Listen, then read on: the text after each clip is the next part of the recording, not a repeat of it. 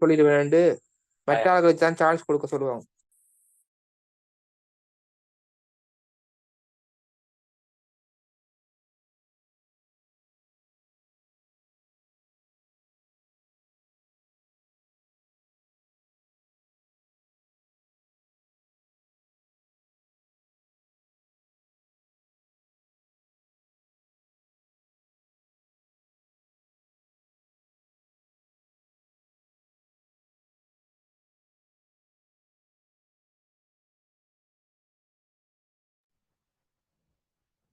Hi, good evening. Good evening, ma'am. Okay. Is my voice audible? Can you hear clearly? Yes, ma'am. Only two. Yeah. Yeah, we'll wait. There are two Sumayas. Yes, ma'am. You have logged in two devices? You see? No. No, There madam. are two Sumayas in. Two people. Right. Okay. Yeah. Fine. Well, until the others come, we'll start the discussion. Okay? Right. Now, okay, hope you can see my screen.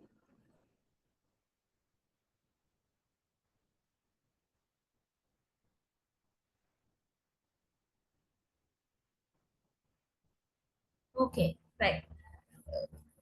Today we have morphemes. Actually, not only morphemes, there are several more topics to be discussed. Last week, during the previous session, I was talking about, actually, I started to talk about the words, right? Hope you remember. I'm just briefly reminding definitions of word, and I was discussing these criteria that can be used to describe a word. Okay, so may I know whether you are clear with this area? Whether you have any doubt or anything special regarding these criteria? I don't think you have any problem regarding the definitions. But talking about the criteria, if anything is not clear, please ask from me. Okay, because there is one question from criteria for words in your assignment as well.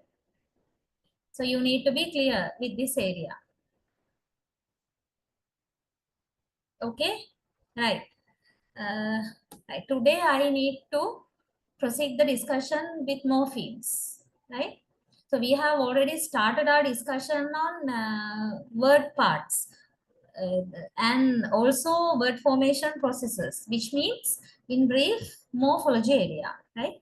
So when we talk about the morphology area, morphemes are very important. Actually, we can't talk anything about morphology without mentioning morphemes there. And at the same time, I know you know about morphemes because you have some brief knowledge, some idea you might have still now about morphology. Then definitely you know something about morphemes. So here, this is the time for you to refresh your memory, okay, regarding what morphemes are. Can you all remember anything? If I simply ask from you about morpheme, anything? You know, or you remember about morphemes? Yes, madam. Now, informations are there on screen actually, and already I have sent this note also. So these things will help you remember what morphemes are. So I'll briefly mention, right? Okay. So you have the basic idea of what morphemes are in the very first sentence. Morpheme is the smallest meaningful unit in a language. When we talk about morpheme, there are several characteristics there, right? Among these characteristics, these are the most important features actually when you talk about morpheme, right? Every other feature depends on these two basic ideas. Talking about morpheme. Morpheme is the smallest unit. Smallest means you can't divide it further. Okay, in the morphology area. Now you don't have to have any confusion here. Of course, we can divide any word or any combination of sounds into further sounds. But I am not talking about that aspect here because that analysis belongs to phonology, phonetics and phonology. In morphology, by morpheme, we talk about the smallest element, smallest part that we can't divide again and again. If we divide it again and again, then it will be, there will be phonemes, not morphemes. And phonemes are not directly relevant to our discussion on morphology. So that is why we say morpheme is the smallest unit, which cannot be divided further. And the other important feature is the meaning, right? That is the basis. You should identify any morpheme based on the meaning. If you have a doubt regarding any smallest part that is available inside a word, whether it's a morpheme or not, the only guide which you can rely on is to check whether there is any meaning there in that smallest element. If yes, then that is a morpheme. And if not means, if you can't grab any kind of meaning or any sense from it, that can't be a morpheme. So these two features are very, very important. You can keep these two in your mind, talking about the identification of morphemes, right? The morpheme is not necessarily equivalent to a word, but maybe a smaller unit. But you know, when you take examples from the English language, there are monomorphemic words. Monomorphemic means words that have only one morpheme, like girl, boy, house, tree, pencil, table, book. Only one single morpheme and single word. And there are words where there are more than one morpheme also, 2, 3, 4, 5, like that. Right? 4, 5, like that.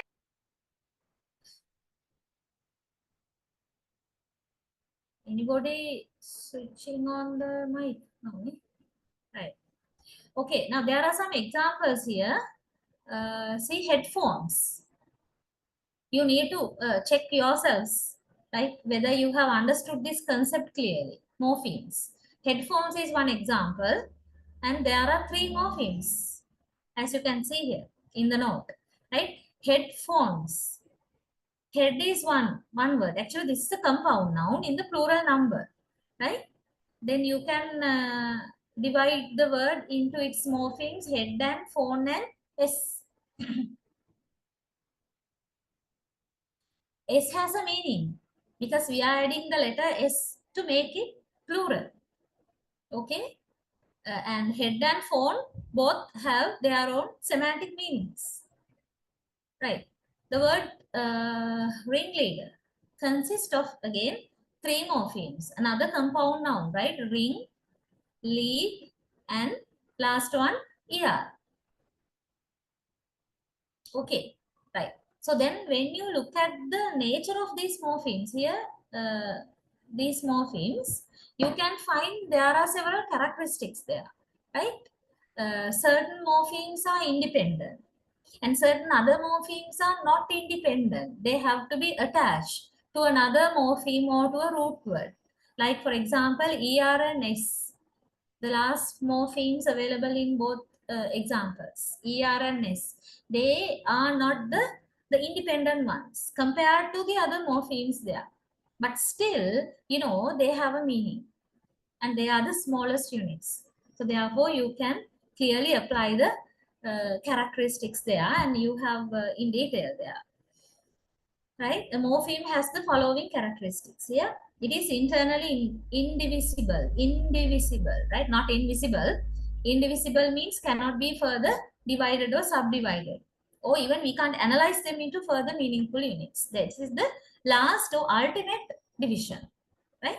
And it has internal stability since nothing can interpose in a morpheme. Internal stability, you can't change anything inside it, right? Internal changes are not possible. And it is externally transportable, right? It can transport. Now, these are certain features actually. not very much, well, basically identified linguistically, but you can identify these features, right? It is externally transportable and it has positional mobility or free distribution. Positional mobility, or we call it free distribution. That means a morpheme can occur in various different contexts. The same morpheme, but still can be used in different situations or contexts. Not in the same, right? Not with the same root. Okay, that's the idea there. So these are some more characteristics which you can think of talking about morpheme, right? And this is also important, right? When like, especially when you do your further readings or when you just read something, you might find this one. So what you need to understand is that if you find anything inside these curly braces, right, which means there is a morpheme there, right? That is how we usually write a morpheme. Now, you know, there are ways, particular ways where we write phonemes, allophones. Just like that, we write a morpheme also in this manner, right?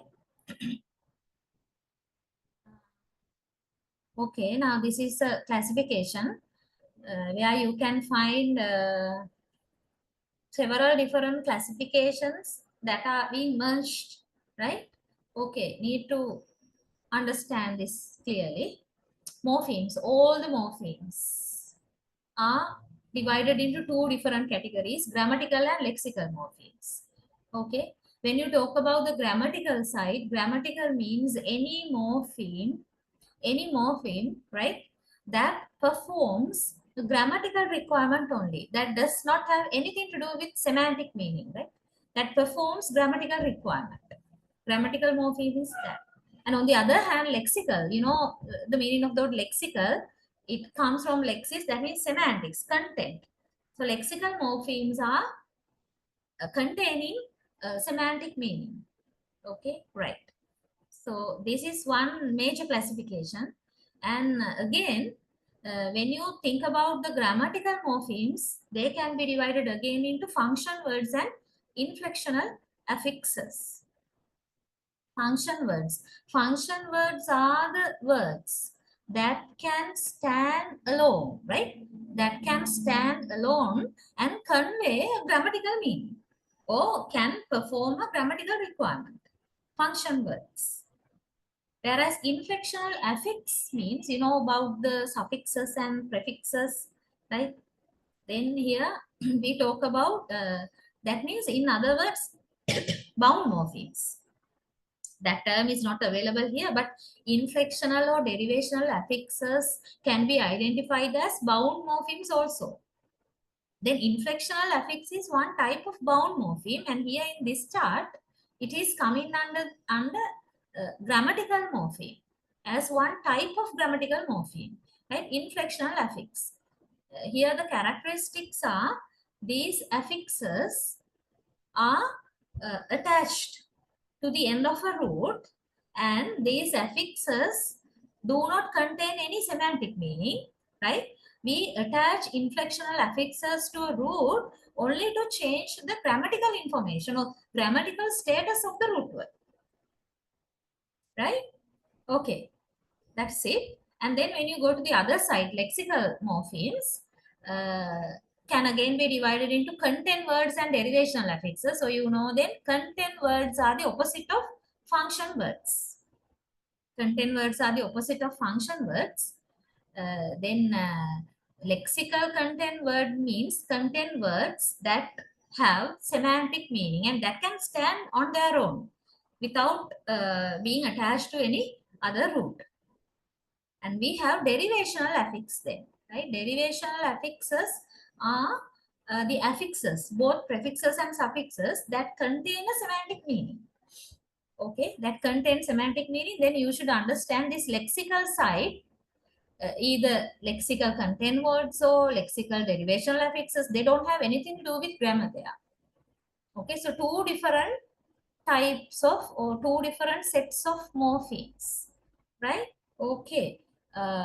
before going to the discussion on morph, I'll give you a few minutes to write some examples, right? Don't check any book or note or any website. Hope you are listening. You were listening to what I was telling just now, right? And based on that, take like 2-3 minutes and write examples for each, at least 2-3 words for each branch. Better if you can write more than 2, like this. Okay, please do this so that you can check whether you have got this concept on your own. Okay?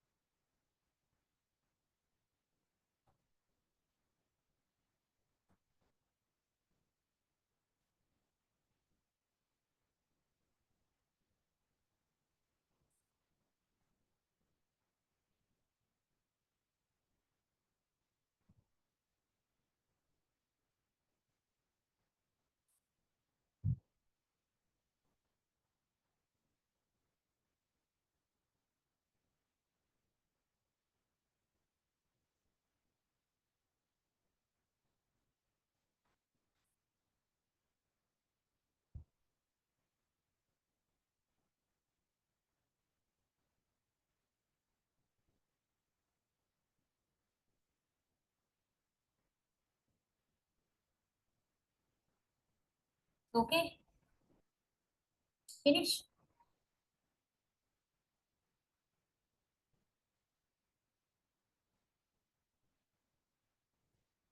Grammatical morphemes, function words.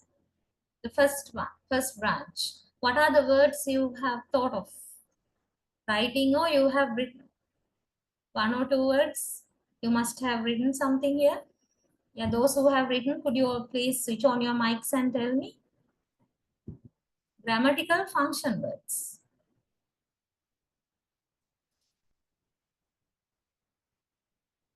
Yes?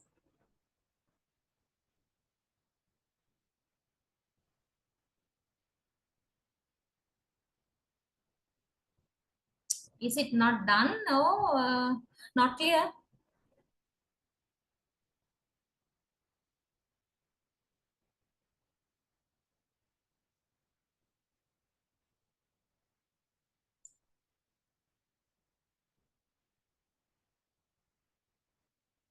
Hello?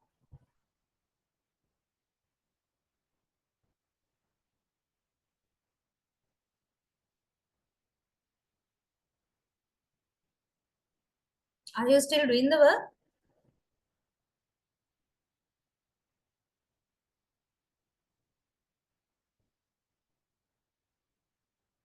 Can you hear me?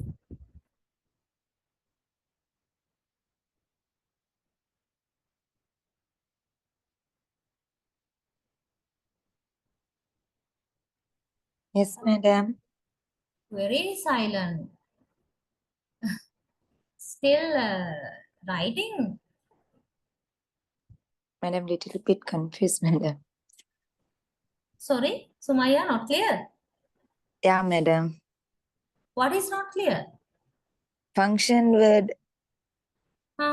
Okay, you just write the whatever the thing that are clear to you. Nothing is clear. Yes, a little bit difficult. Okay, right. Can I have the feedback from any other? Any other? Now, this is not clear for all of you. Oh, anything is clear? What? I need you to talk.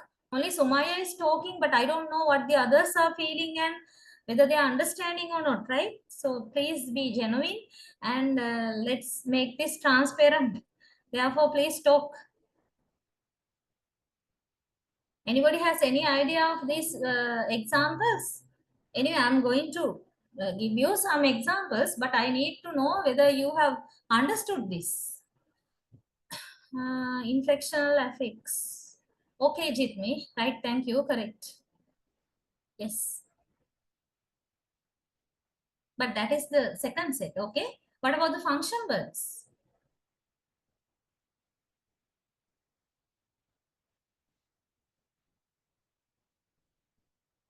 Now you can simply switch on your mics and talk because I don't mind even if you make any mistake, right? There's no issue there.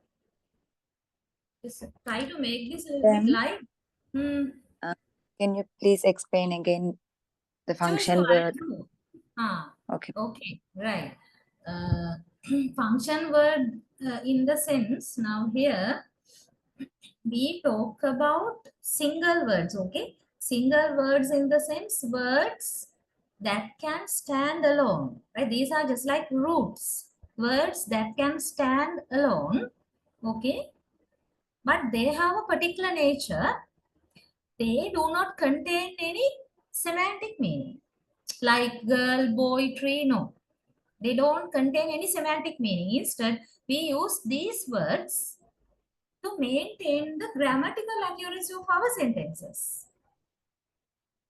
Actually, I will give you another clue which will be really useful, but earlier I didn't tell you purposely because I wanted you to try and find out some idea, right? You know about the open word class and closed word class. Hope you remember, right? Open word class and closed word classes. Then these function words are coming under which category? If you can guess. Function words, grammatical function words are occurring in the closed word class. Exactly, right? Then they are what? The pronouns, prepositions, conjunctions, auxiliary verbs. What else? Determiners, articles. Okay. Yes. That is right. Okay, Jitmi. I got it. So these are the function words. Adverbs are not coming here. Okay. Right. Modal auxiliary. When you talk about the auxiliary verbs, that's correct, right? That includes both primary auxiliary and modal auxiliary. But we are not talking about the lexical type of verbs. Lexical verbs are not coming under function category. Okay. Here you should write any word in this category. You should write any word that has to do with the grammatical function like conjunction, preposition, pronoun, etc. Determiners, like that.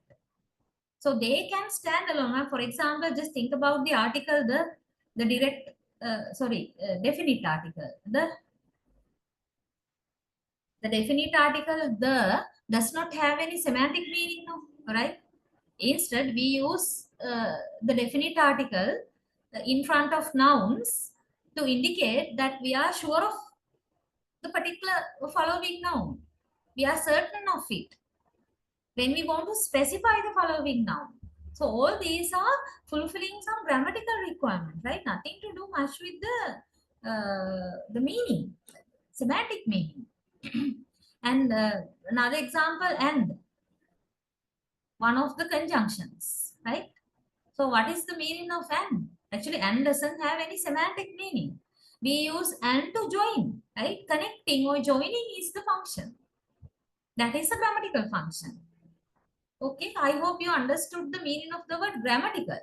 what I meant by grammatical, and function word means single words which can stand all along. Now you know about the and or whatever. Any close word class can stand alone. Even when I write the word the here on screen, you know what I mean now? Right? You know the word. When I write the word and, you know it. Okay? So they can stand on their own. These are the two characteristics of this branch. This branch. Grammatical and function words. Just talking about this. Okay? Right. And on the other hand, now what do you think about the grammatical inflectional affixes? Inflectional affixes are the affixes that have grammatical meaning, but they differ from function words. Function words can stand alone, whereas inflectional affixes can't stand alone. Always you have to attach them to the end of a root to get the meaning out of them. Can anyone, okay, already I have got some examples from some, but can you try to think of some examples? I thought you must have written something, and that's why I was asking earlier. Any suffix or prefix. Now in this case, remember, okay, although you have the word affix, we have only inflectional suffixes. We don't have inflectional prefixes, only suffixes. Then what are they?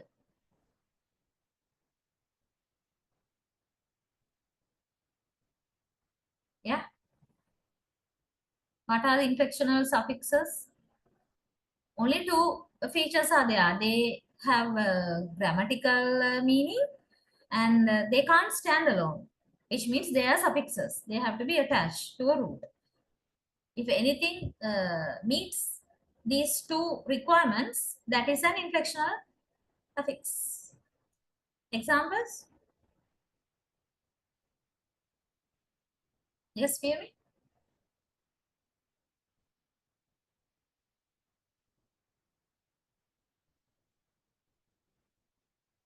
Okay, clear? No one is talking, so I'll give you some examples. This is one. S. S at the end of books. Why do we add S to the end of book? To make it plural. Yes, to make it plural. Then pluralization is a grammatical function. Nothing to do with the semantic meaning, right? Grammatical function. And yeah, just like that, ed. Right? You have ed. We are adding ed to the end of the base form of a verb to make it past and past participle. When we talk about the regular verbs, like talk, talked, ed, walk, walked, like that. Okay, another example. Another example, inflectional suffixes. And ing, what do you think about ing? We add ing to the end of the base form of a verb to make it progressive, to give the continuous idea. Okay, sleeping, dancing, I am sleeping now. Yeah, I convey that the action is ongoing.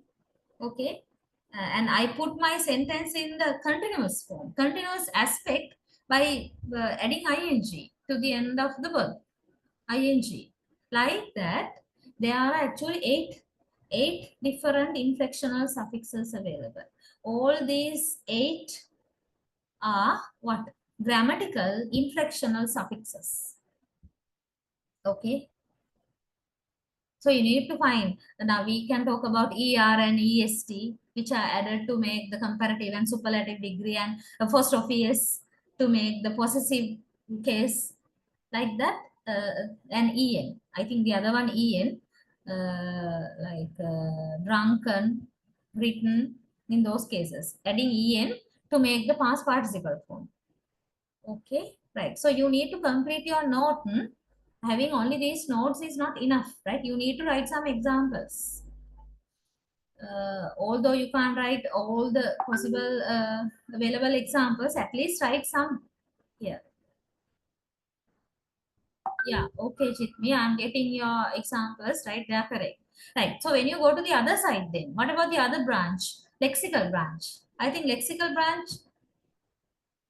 Must be clear to you now. Can any one of you give me example, at least one example for lexical content words? Lexical content words.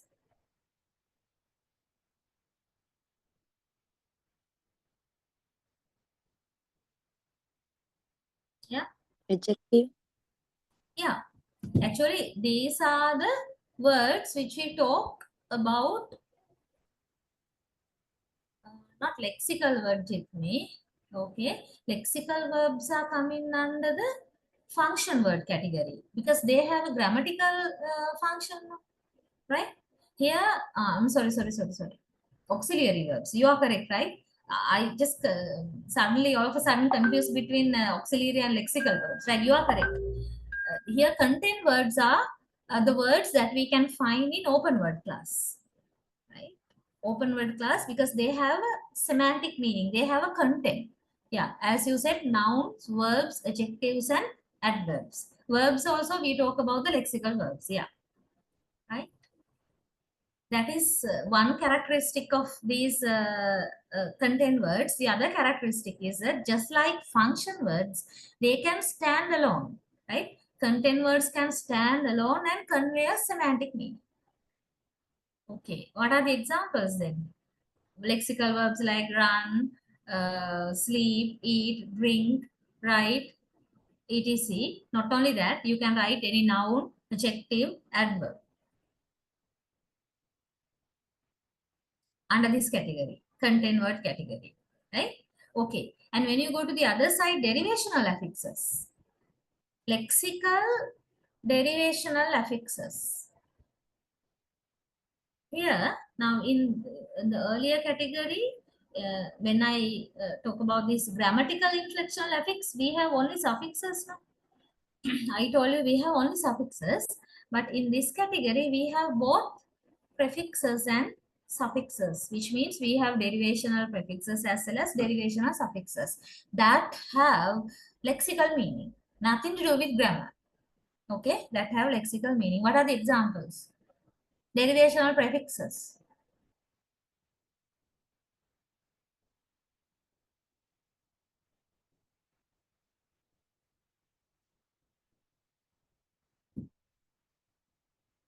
Yes.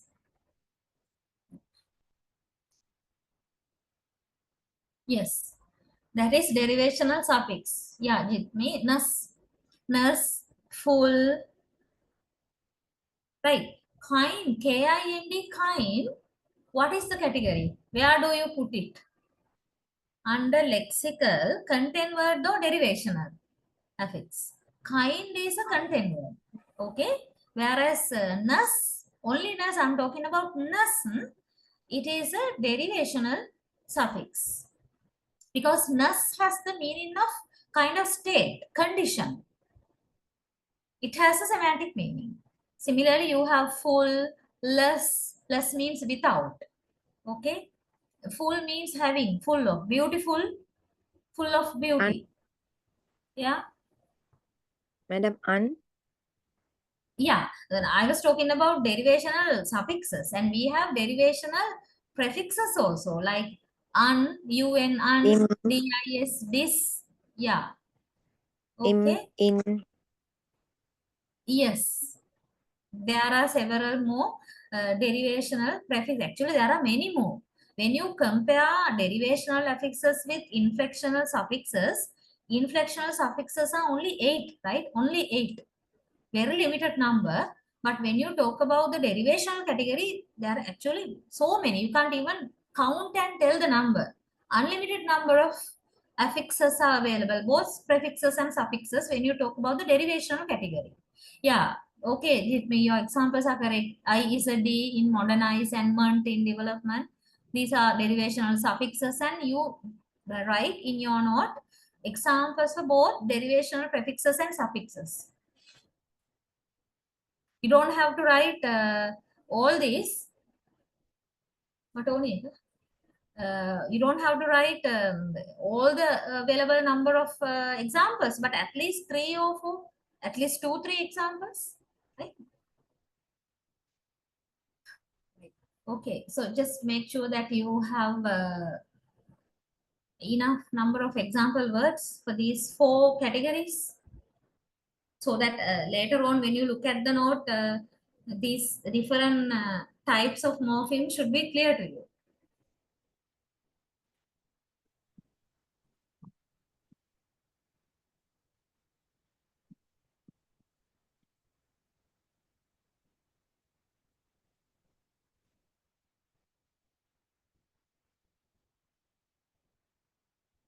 Okay, shall I continue?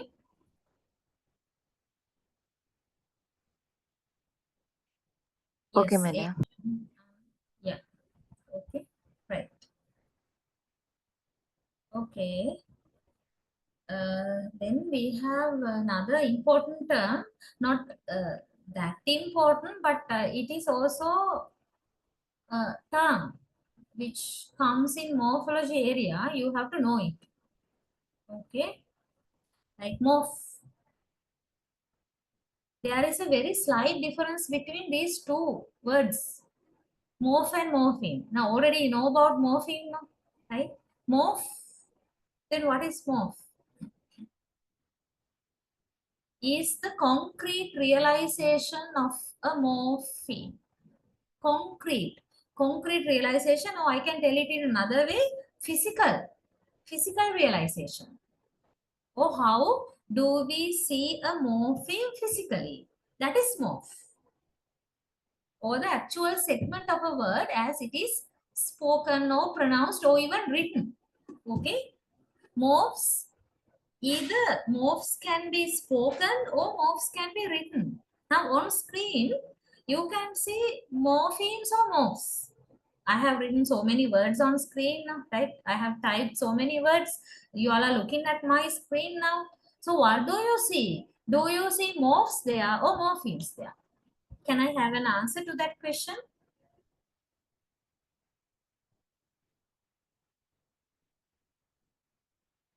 You have only 2 options to select one. Morph. Do you? Morpheme, Sorry? madam. Morph, madam. Any different answer? Morpheme, madam. Only these 2, right? I'm asking you to select one. Actually, what do you see? I asked the question, what do you see on my screen? Word. That mean morph. That's it.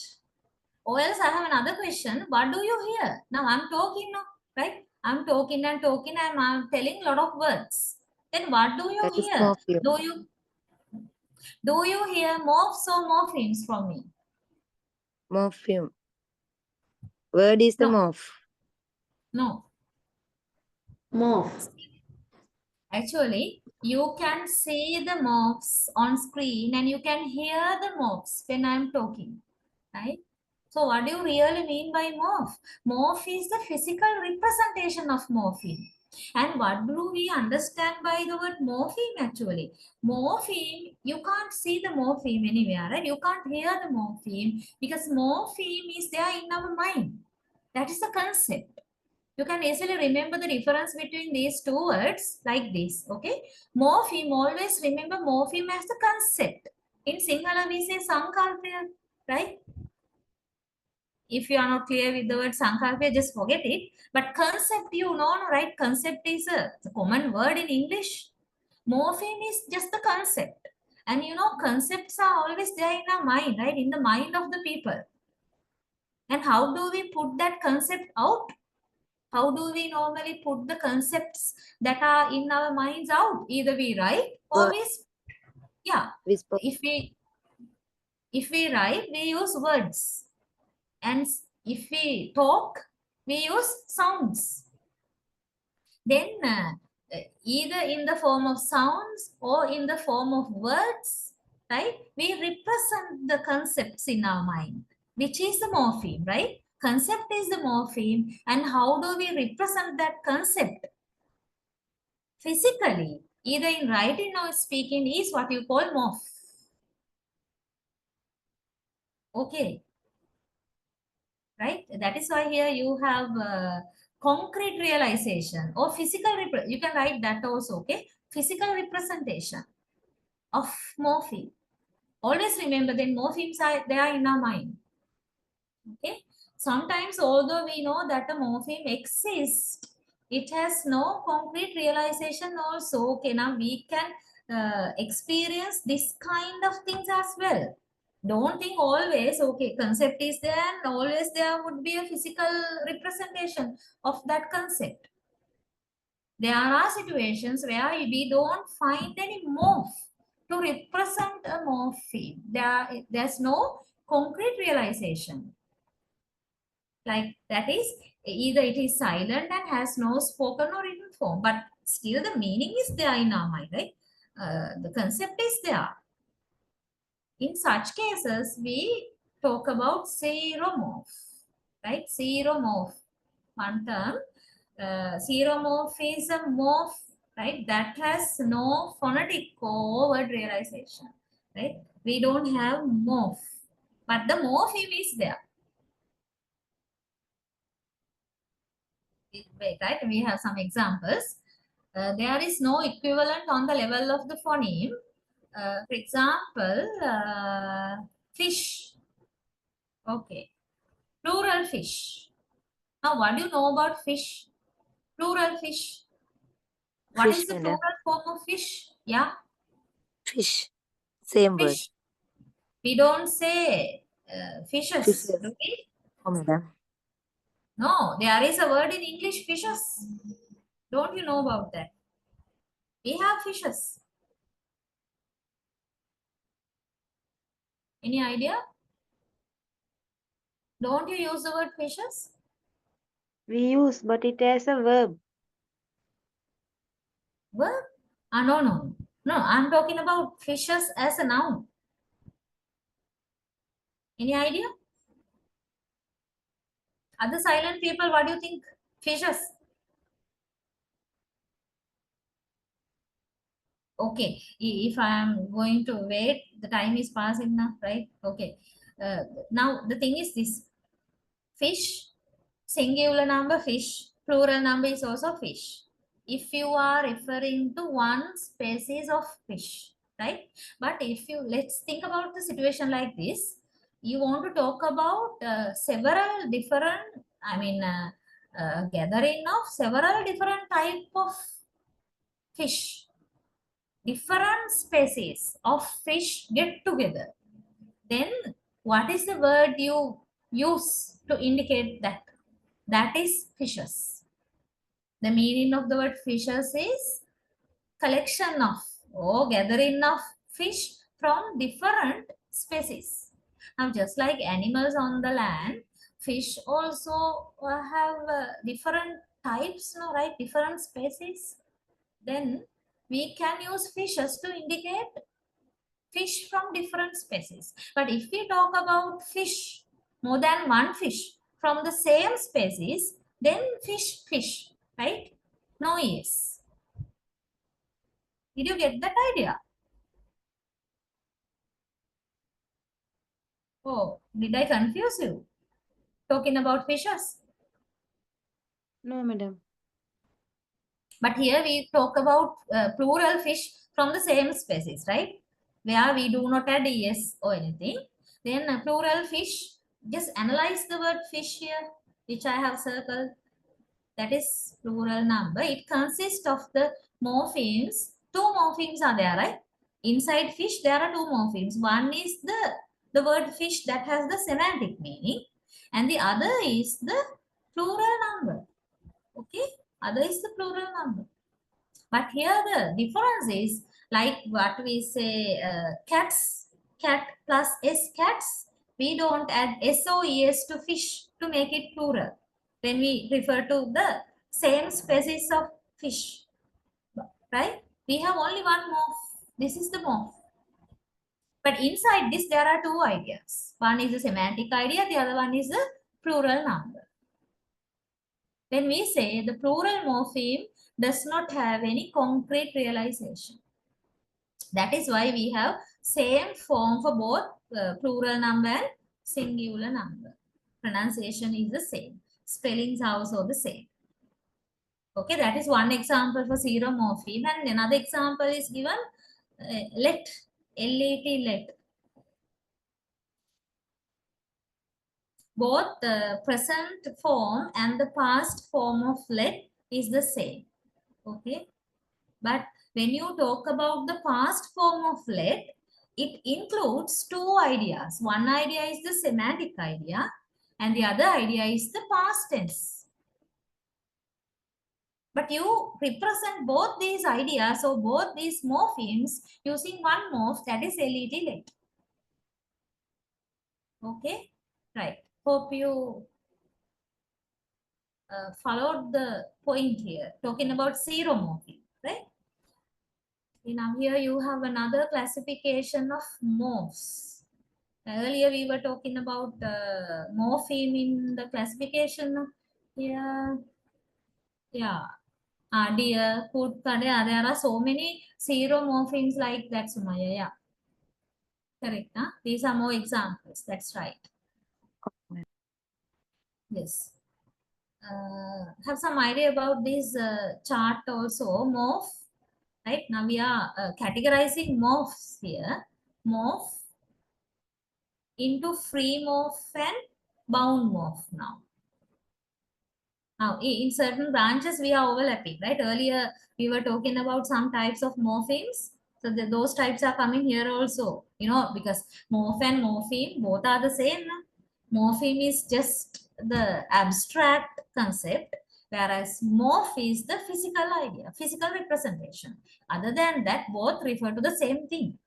Okay, when we talk about the two major branches of morph, free and bound, and we can divide free morphemes or root words into two, content words and function words. These two types you already know. Okay, content words and function words. And when you talk about the bound morpheme, affixes, now usually we talk about affixes as bound morphemes. Okay, now wherever we talk about the bound morphemes, we mention or we mean affixes. That means either prefixes or suffixes. That is the commonest category that comes under bound morpheme or bound morph.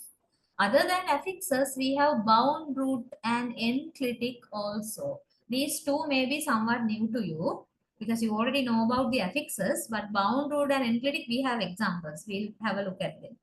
Right? All these three are bound morphs. Right? Talking about affixes, actually, prefixes and suffixes are there. And when you talk about the prefixes, there are derivational prefixes, right? And when you talk about the suffixes, I think there's a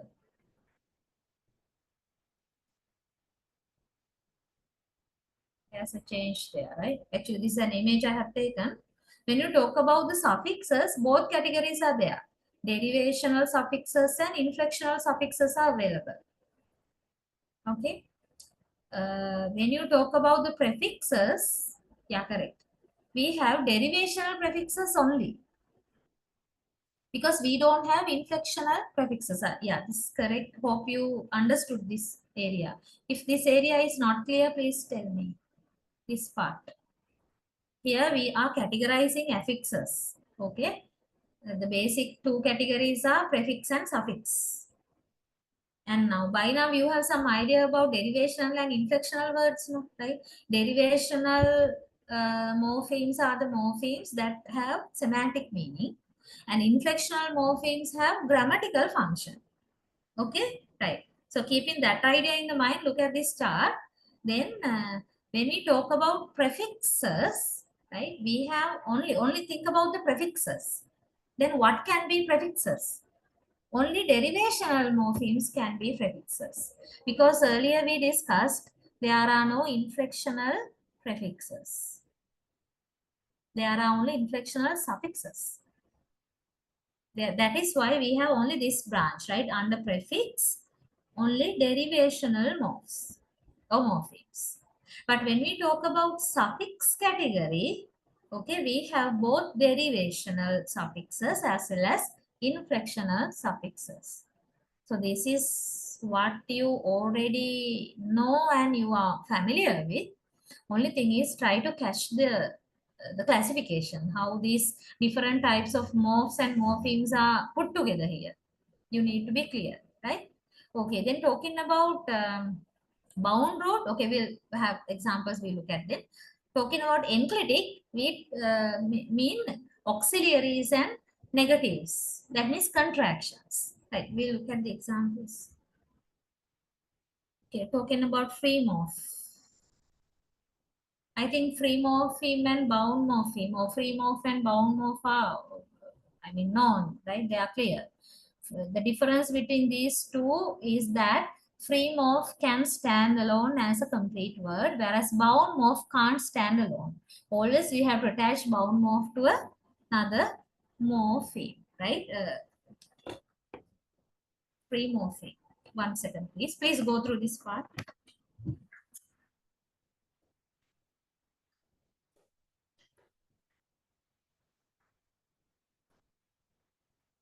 Okay, right.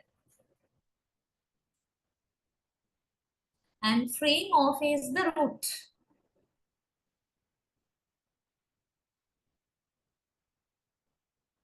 That means it carries the principal lexical or grammatical meaning, root. Free morph is always the root of a word. Where there are bound morphemes, the root is always a free morpheme, which means even when you separate a bound morpheme, right? Or even when you remove a bound morpheme from the root can still stand alone without any problem. It can still give a complete idea. Therefore, free morpheme is always the root, either having lexical meaning or grammatical meaning. And it occupies the position where there is greatest potential for substitution. And it may attach to other free or bound morphemes. Okay, these are some features of free morpheme. You can find the free morphemes in these examples because they are underlined. Okay, check whether these words in your notes, whether they are also underlined. If not, please mark them. Mark the root words.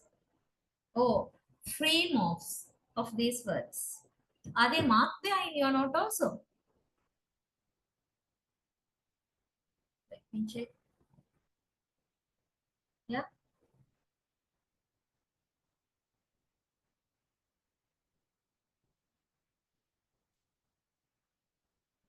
Very silent.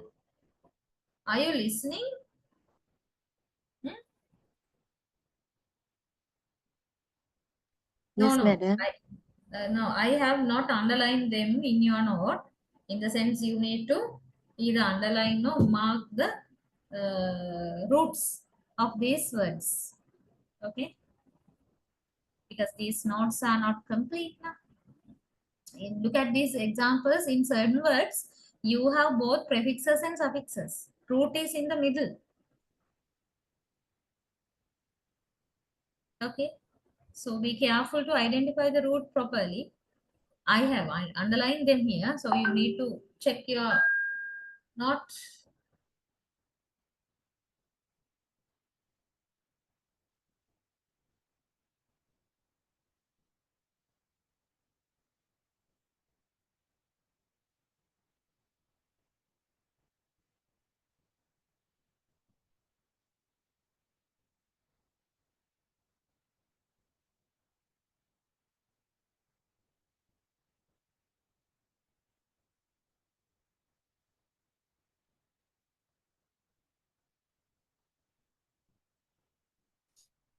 Okay. And when we talk about now, this is somewhat unfamiliar, must be unfamiliar to you, right? May not be that much familiar talking about the bound roots. Because always, wherever we talk about roots or free morphemes, we say always root is a free morph or free morpheme. But there are some exceptional situations where we talk about the bound roots, right? Bound roots are they are often foreign borrowings that were free in the source language. In the source language, they were free morphemes, but not free morphemes anymore in the English language. Right? Look at these examples. Now, in the following sets of words, we would all intuitively identify the root. Okay? What is the root? Now, I have underlined them. Word, meat, sieve, fur, like in part because it occurs in a number of words as do the prefixes. Now, these underlined parts, I have separately written them, and in your note, if they are not marked, you need to mark them, right? Otherwise, later on, when you check the note, you would not get the point at all.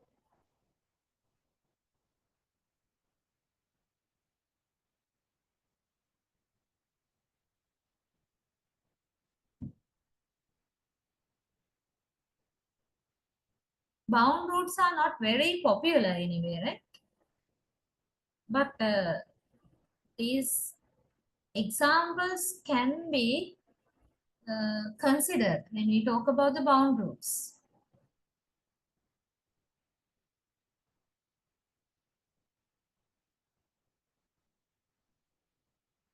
In all these words, you can find these underlying parts occur regularly. Right?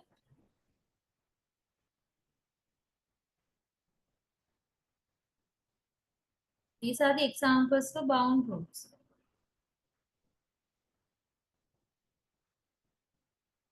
Okay, right. Just be aware that there is a particular category called bound roots as well, but not very much common in the English language. Right? Whatever available, they have come from elsewhere, from other languages, because mostly they are borrowings from foreign languages. The common feature in bound roots is that they also attach, right? Just like prefixes, they are also attached to the other affixes, and that is why they get the name bound.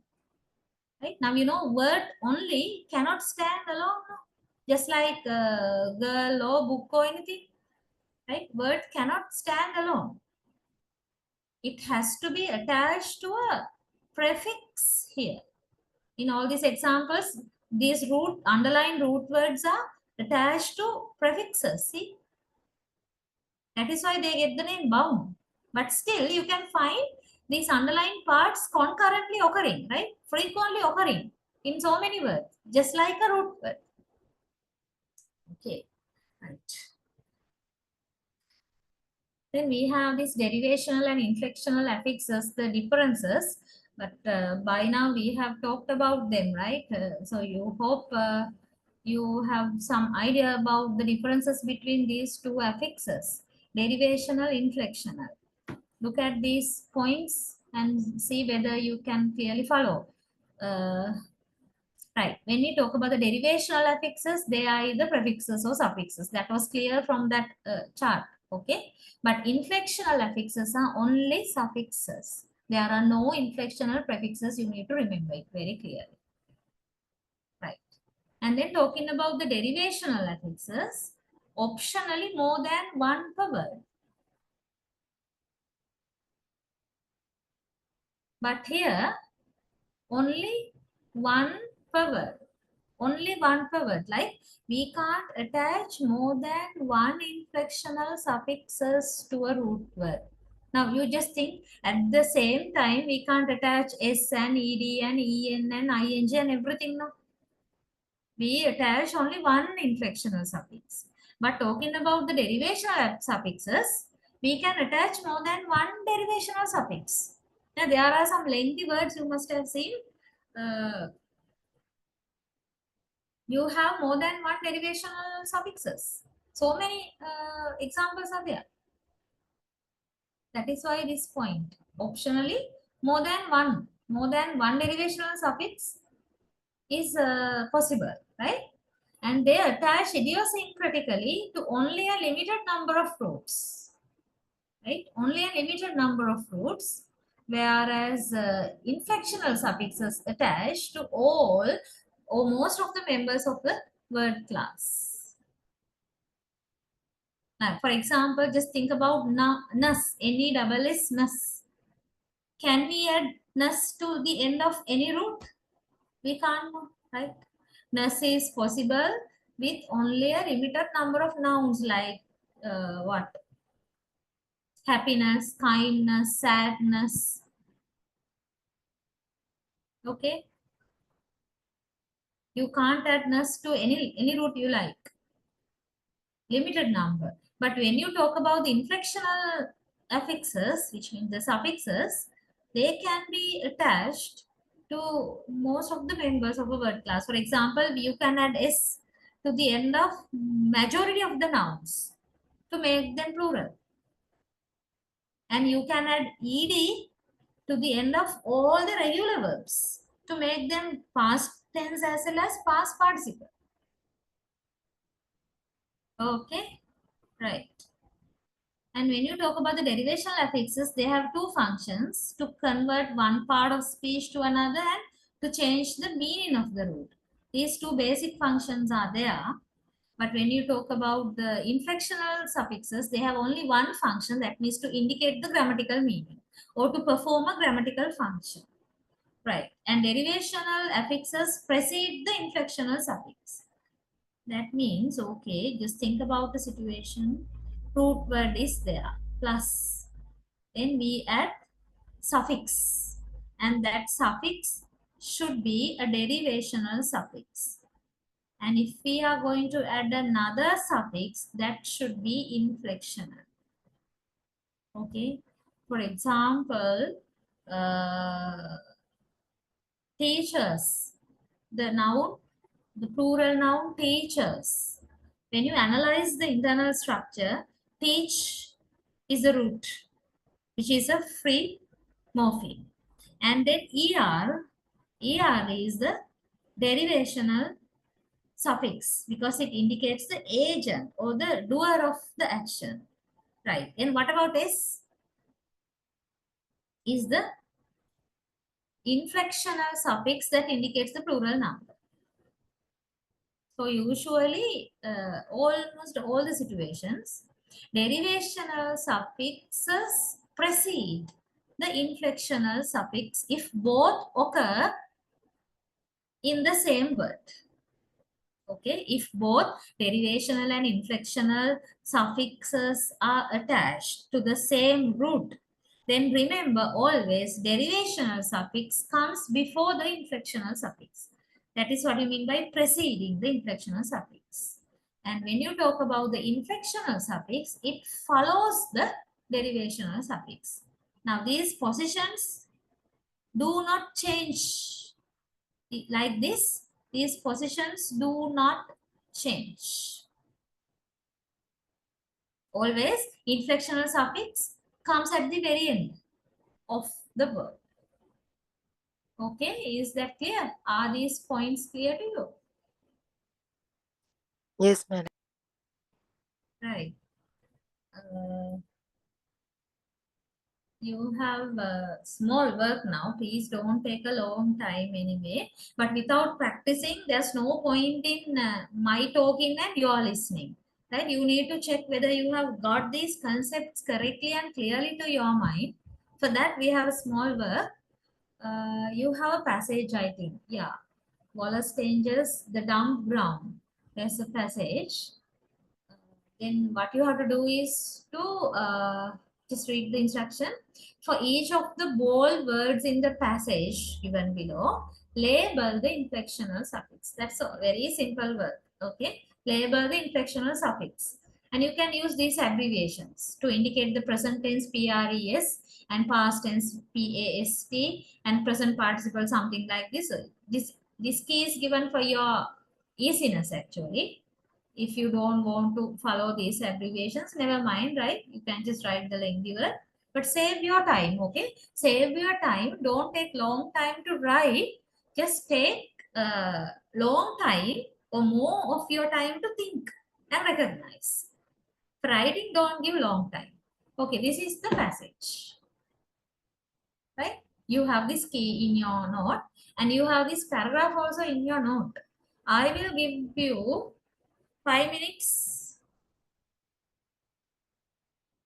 maximum 7, right?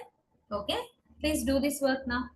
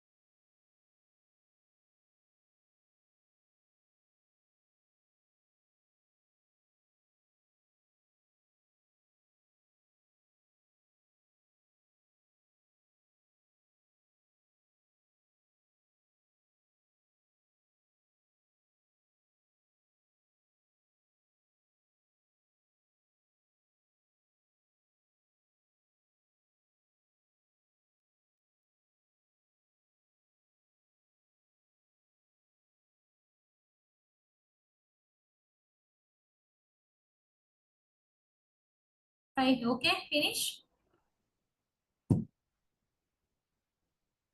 Yes, madam. Finish. Uh, you should start with should. Right, that is the first bold word. Most, neighbors, like that. Okay, so I'll do something like this, right? Rather than I am giving you the answers. Now, what about the others? Everybody has done something here. Others? Hope you must have at least tried to identify, okay, if not all the words, at least some of these words. Then I will show you the answers. Look at this. Can check your writings. Because if I start to discuss the answers one by one, it might take another long time. I will show you the answers like this. You can take a photo or screenshot and then check your writings.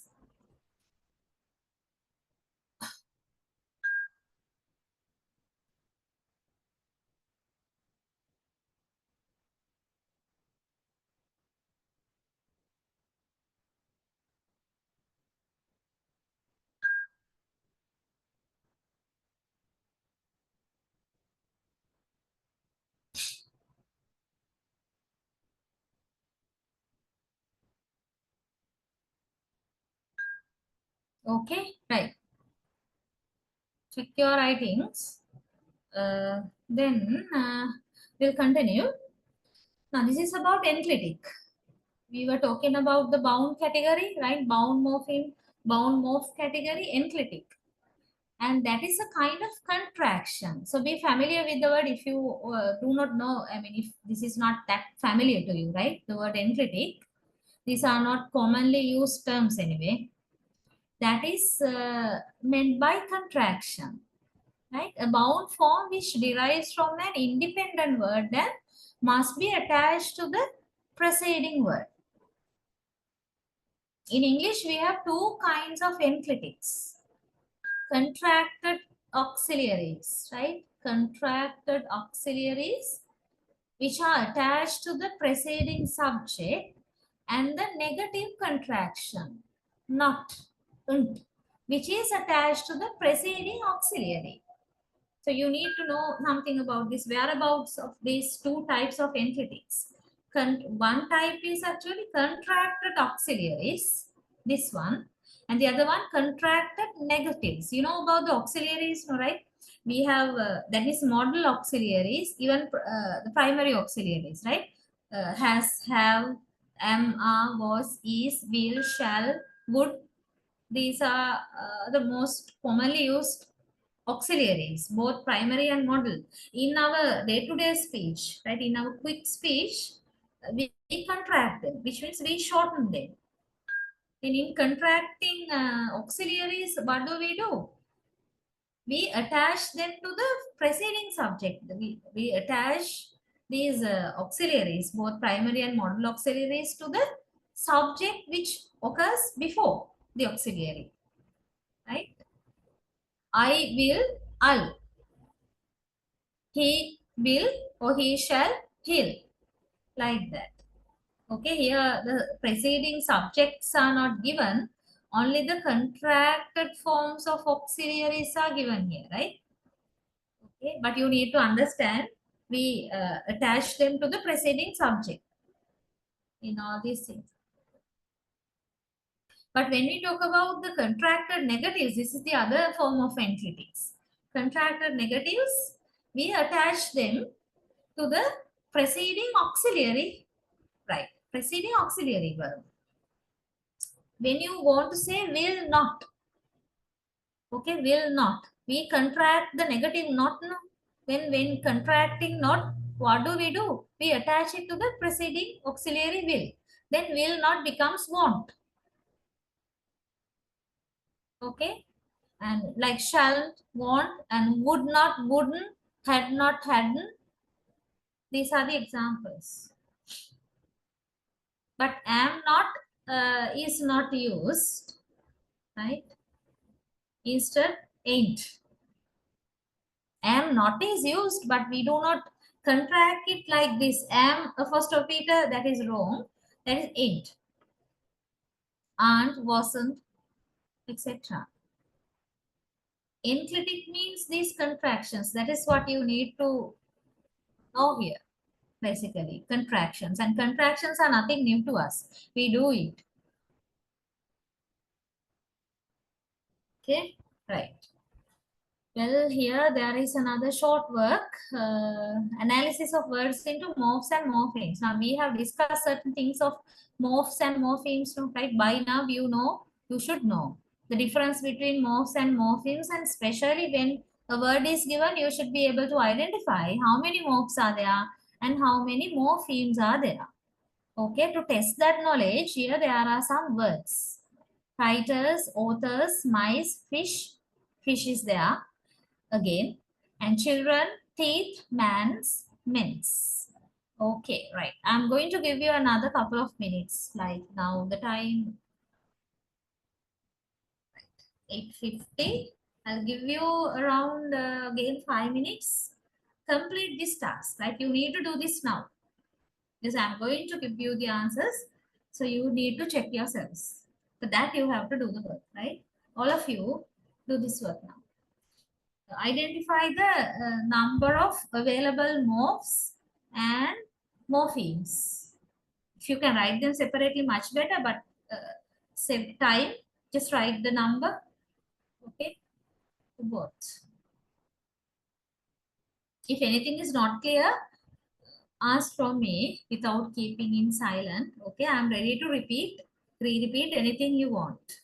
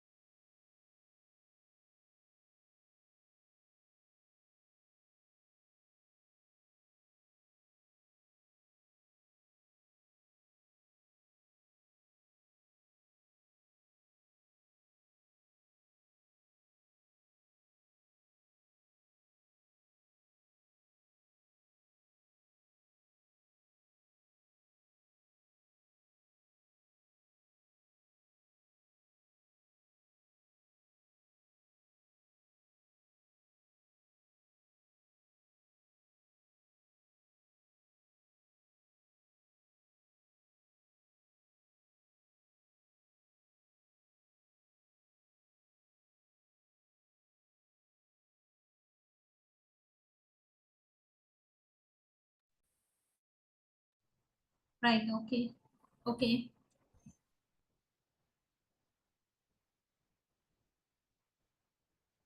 What about the first word? Writers. 3 more, madam. Yeah. 3 Morphs and 3. I mean, the number of morphs, Yeah, madam. 3, and morphemes, Write ER and S. how many? Number. 3, madam. Morphemes also 3. Okay. First, I will get the things from you. Please, others also talk. Okay, right. I am going to give you the answers, but first I need to know what you have done. Second word, authors. How many 2, madam. morphs? 2. Alright. Okay, morphemes. 2. Third Author. word, mice, morphs. Number of morphs. 1, madam. Morphemes. 2. Next word, fish. Same, Morphs. one more. N. Now, what do you think Morphemes. actually? Here, fish is given with the plural idea. Okay. Even you can think of the singular number. If you have thought about the singular fish, then you need to write accordingly. And if you take it as plural, then you need to write accordingly. Just take this as plural. Actually, I forgot to tell it earlier. Never mind. Then how many morphs and how many morphemes? Morph, fish. Yeah. If it is plural. Morphed 1 and Ah. morphemes are 2. Okay, we'll see.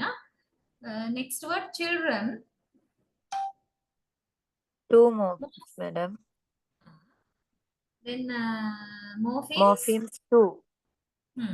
Till. Child and plural one. Till. 1 morph, madam. And morphemes. 2. Right. The next word, man. Apostrophe S. Mans. 2 morpheme. 2 morph and 2 morphemes. And the last word, men's. Men apostrophe S. 2 morph, madam, and 3 morphemes. Okay, fine. Others did not talk. I don't know whether you have correctly identified, but you must have done the work now. So please check. Yeah, now you can identify the difference between morph and morphemes then. If you have correctly done this work, then you know the difference, right? Okay. Yeah. If you want to check later, you can take a photo. I'm going to move on to the next one.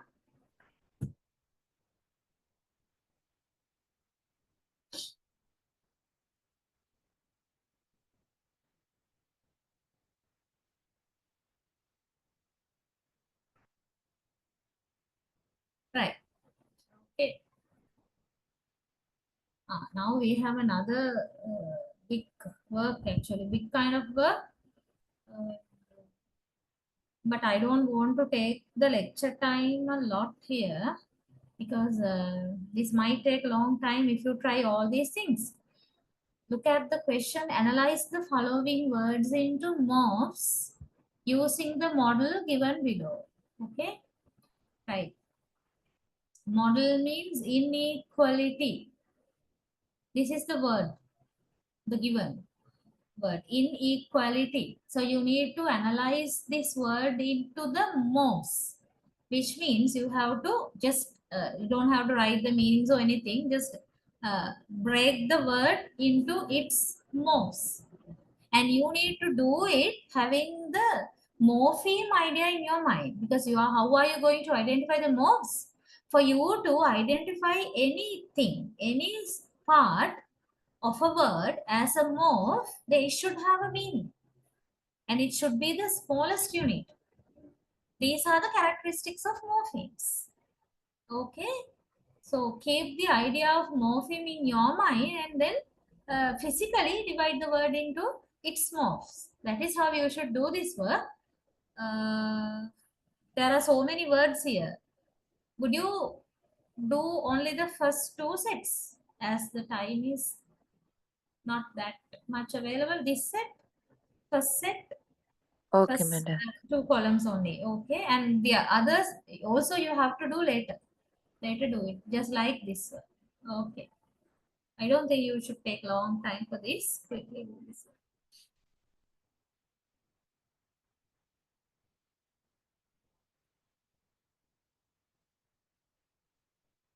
If you have a hard copy of the note, you simply draw the dividing lines. That's all. No need of writing anything again.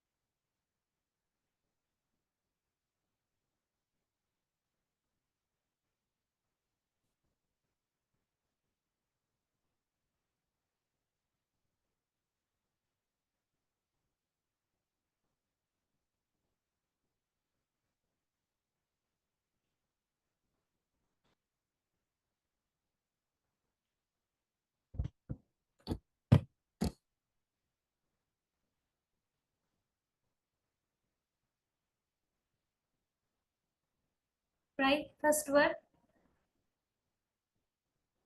This is a case of only drawing lines. Okay. You don't have to write anything now. Hospital. Yes, in this word you don't have any prefix, right? There are Yes, ma'am. suffixes there. Actually, two. So I will draw the lines, okay? Okay, ma'am.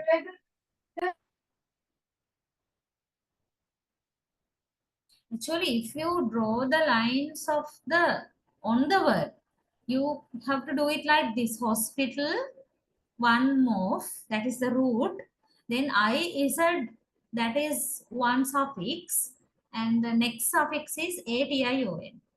But if you write the suffixes separately without drawing any lines like this, then when you write the first suffix, this one, how should you write it?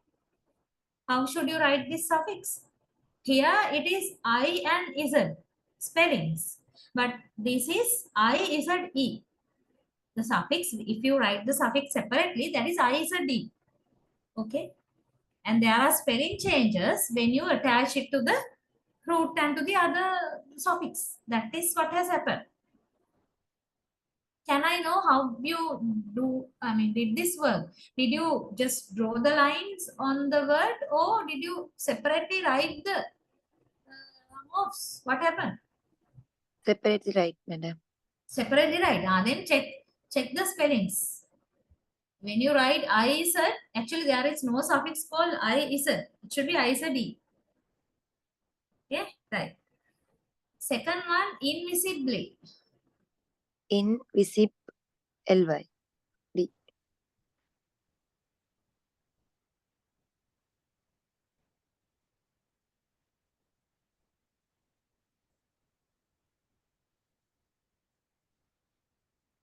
LY or Y. It should be visible, right? The root should be visible. Then you attach suffix Y. Okay. And some people might argue here, like that you can divide it into this, something like this also, and IB L as a suffix, but I do not go to that extreme here. Okay, only in the general level I'm doing the analysis, right? Okay. Uninteresting, third one. Uninteresting. Yeah, Interest. ING. that is clear, right? We have prefix un, then Root. interest, root and ing, suffix. Undercooked. Under. Cook. ED. Yeah, right. Cook is the root. Okay. Transcontinental. Right. Transcontinental. Trans. Trans. We have Continent. continent. And suffix is a. Only one suffix there and prefix. Right. The next word, ungrammatical. That is clear one, I Un. think. Un and grammar. Ticker. If you write the word, the more separately, you need to write this with R. Okay.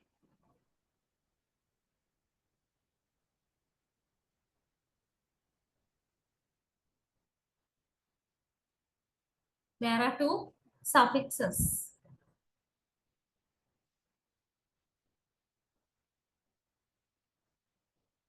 Reinforcement. Root is force. Force. Re. Then we have two prefixes, re and in, and one suffix. Yeah. This is a rare situation where there are two prefixes. Okay. Usually we have one prefix, where when the more than one suffix can be there, but here you have two prefixes, right? Prototypical. Prototypical. Right. Here, Type is the, yeah, type, actually TYPE type is the root. Right? Yeah. Proto is one prefix. Then we have two suffixes, IC and AN, two suffixes.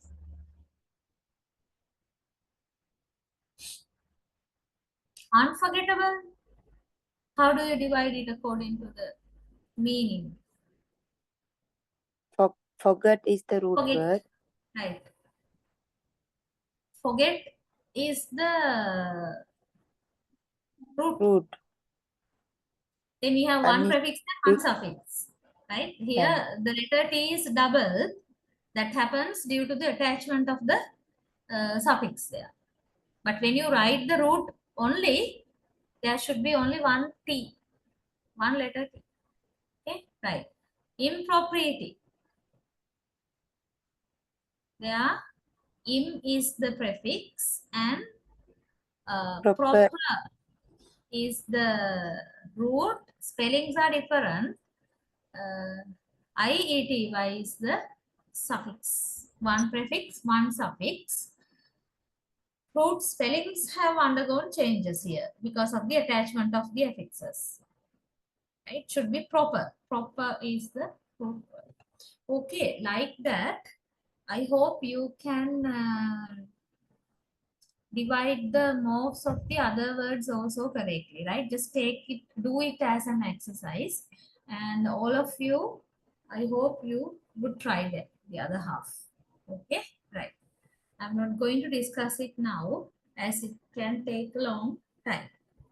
Okay, then we have actually I thought of starting the discussion of word formation process. I can do it, but I don't think I'll be able to finish it. Never mind, we will talk about it also. Okay, my right answers. Processes of word formation. Then let me very briefly introduce this part, because when we talk about the morphology, morphology means studying the internal structure of words.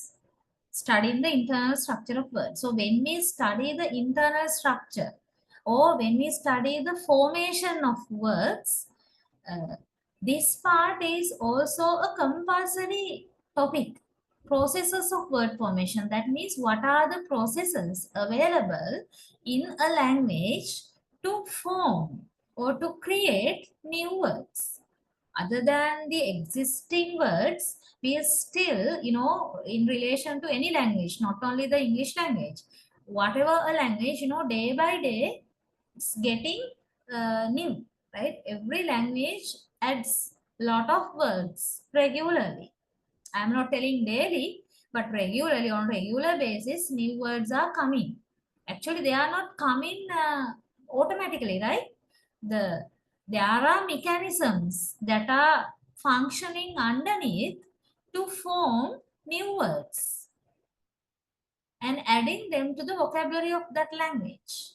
There are underneath processes, and those processes are what we call processes of word formation or word formation processes, right? Then in relation to the English language, we need to pay our attention to some of those commonly used word formation processes. And my second thought is this area is not a new area if you still have some memory regarding the knowledge you have gained from morphology in HND course. Because there are also, we were talking about some word formation processes. And actually here also, I'm going to refer to the same set. Maybe some certain things might change here and there, but more or less, these are the word formation processes usually we are discussing. Common word formation processes.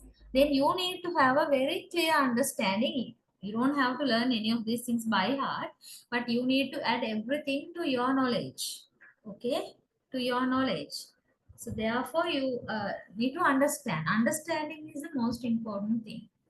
Just don't think that you can, notes are there and you can later on listen to the recording and that would be enough. No.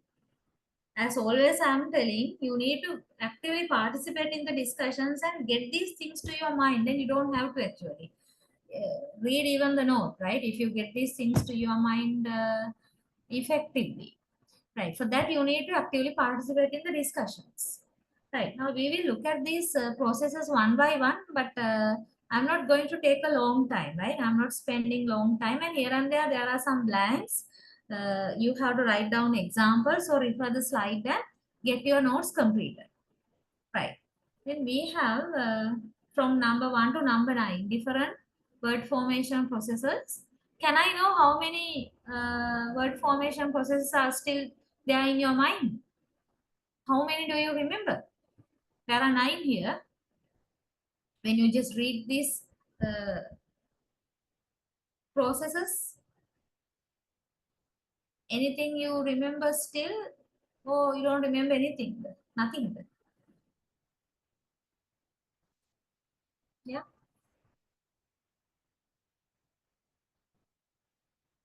I'm not going to ask any question. I just asked that question, whether you remember any and what are they. Other than that, I'm not going to ask any question.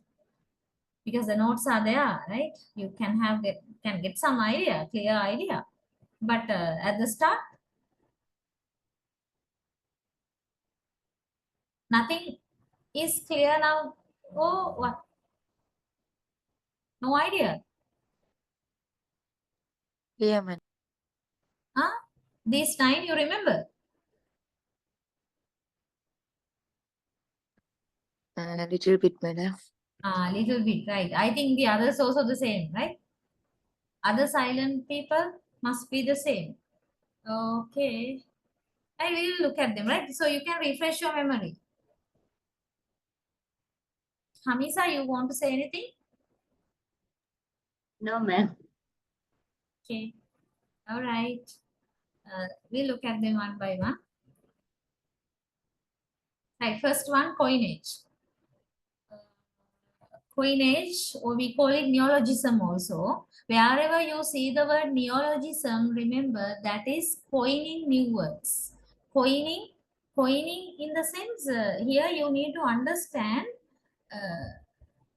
adding totally new word, entirely new word, right? Which is not already there in the vocabulary. At least part of the word is not already there. Okay, the whole word entirely new. Coining is that.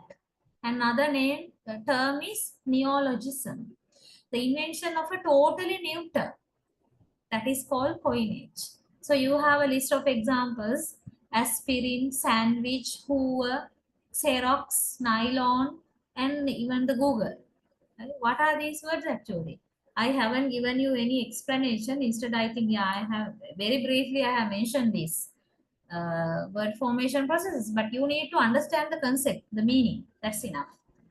Most of these coin words are actually named after either some people, okay, or after some names of certain companies, right? Now you know Hoover. Hoover is the name of the person who has got the patent for this machine. Now you know what Hoover machine is? That is a vacuum cleaner, right? It is a sort of vacuum cleaner, and people call it Hoover machine because Hoover is the actually the surname of the person who got the patent for that particular vacuum cleaner machine. It was named after that person. There are so many examples like that, right? Hoover is only one example.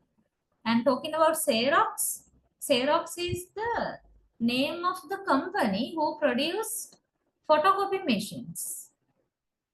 Name of the company that produced photocopy machines. Then because of the name Xerox, people later on started to tell or started to call photocopy machines as Xerox machines. Right? Xerox machine means photocopy machines, but actually the name Xerox has come from the name of the company. Even Google. What do you have to say about Google? Right? Now you know about Google more than me.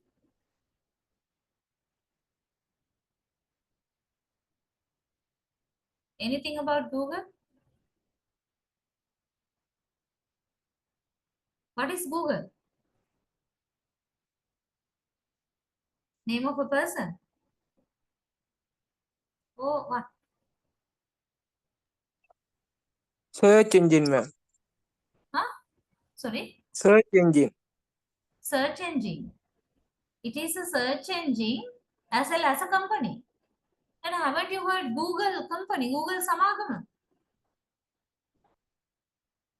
Okay. And now, what do we do? We use Google as a verb. But originally, the word Google has come from a proper noun. Okay, like that, there are histories behind these words. There are histories behind all these words. Right? I was talking about only few from these, but coinage you need to understand. We are adding totally new word to the vocabulary of a language, and this new word is coming from a proper noun. Okay, coming from a proper noun of either a name of a person or name of a place or name of a particular thing.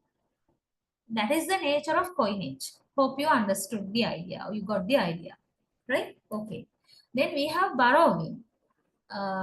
Borrowing is a very common incident, right? You must have some idea because from the word borrowing itself, you can get the idea, no, right? That means borrowing is a word that has been borrowed from another language.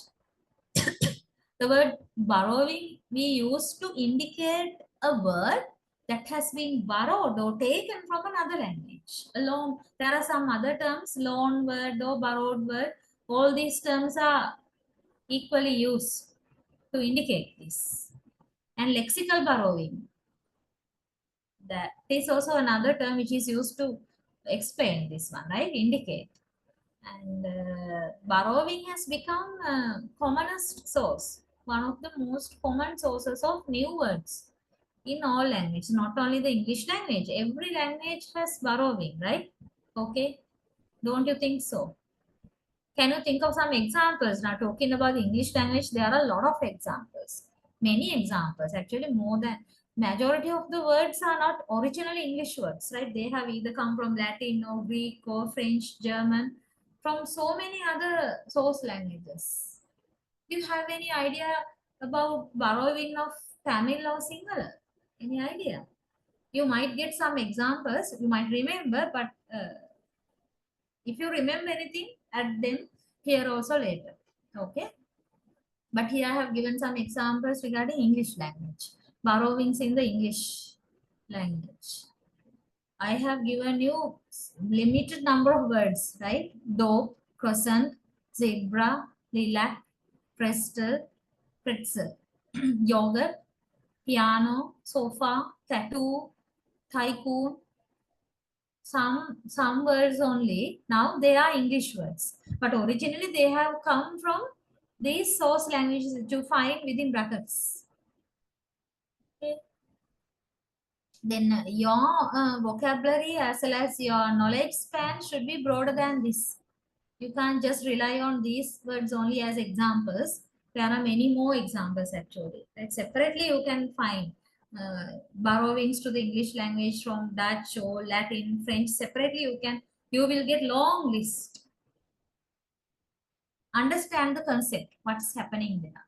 Okay, right? That is what is expected from you. Right. Then we have compounding. Compounding is another popular word formation process, and you know the word compounding is very often used, no, right?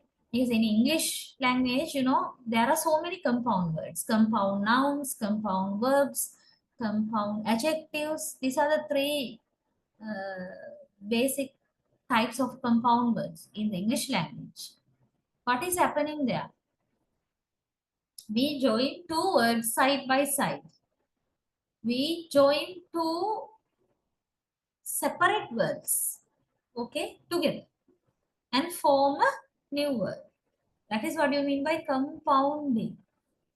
Sometimes we write a compound word with a hyphen. Okay, there are several different ways of writing compound word, we have hyphenated compounds. That means we use a hyphen to connect the two words. And sometimes we use a space in between the two words. And some other time, we do not use hyphen, no space, nothing. We at a stretch write both words without having any space in the middle, jointly. All these three ways are used to write compound words. So that is talking about the writing of compounds, but talking about the pronunciation, these three ways are not relevant. Okay. Yeah. There are some examples and you have these blanks in your notes. Noun, noun, compound examples. Now you can find here, I have analyzed the internal parts there, right? Notebook. Notebook is the word. You can write actually these the compound words. Note plus book. And you know, both are nouns. Okay. But talking about blueberry, blue is an adjective and berry is a noun. And workroom, work is a verb, whereas room is a noun. Like that, you can find out in compound words, mostly there are two terms. Some compound words are there where there are more than two parts, three or more than three parts are combined together. But here I have taken compound words that contain two parts, right? Two parts, and these two parts can vary. You can't always expect them to be only nouns, right? Here, by looking at this, you can get some idea how these internal two parts vary in the sense to which word classes they belong. So you have a work now, right? You have a work, which in the sense you need to fill in these blanks. And blanks are available not only in compounding, okay? Shall I give you a very small homework? Okay, madam. Right. Okay, you have the notes with you, right? And okay, here I have written the compound words that should come in those blanks. Like this, you have blanks in certain other word formation processes. Then all of you, please do this, okay? I'm meeting you again next week after 7 days. Probably next Wednesday I'm meeting you. By that time, please go through, right? Before we meet for the next lecture, please go through the rest of the note on word formation processes. Understand clearly what these word formation processes mean. Then fill in the blanks in the examples. That's all.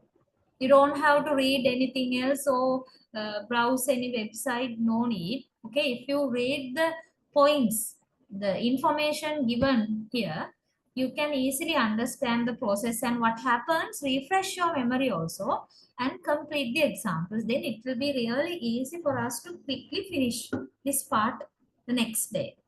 Because next week I'm going to start the next lesson and finish it. I have already sent that note to the group, okay? The note of the next lecture, it's there in the group. You can come with that note as well. Please do this work at home. Not only blending, right? There are many more word formation processes there, right? So read everything, the remaining ones, and complete your notes by filling the blanks. Is that clear? Yes, madam. Because I will not be giving you a long time. Within a short time, I'll be quickly discussing these things. So if you read them and get some idea and come to the lecture, then it will be really easy for you to understand. Okay, right? Okay, then I think I have to wind up. Yeah, time is up. All right, so I'll meet all of you next week. Okay, night, madam. Thank you, madam. Good night, madam.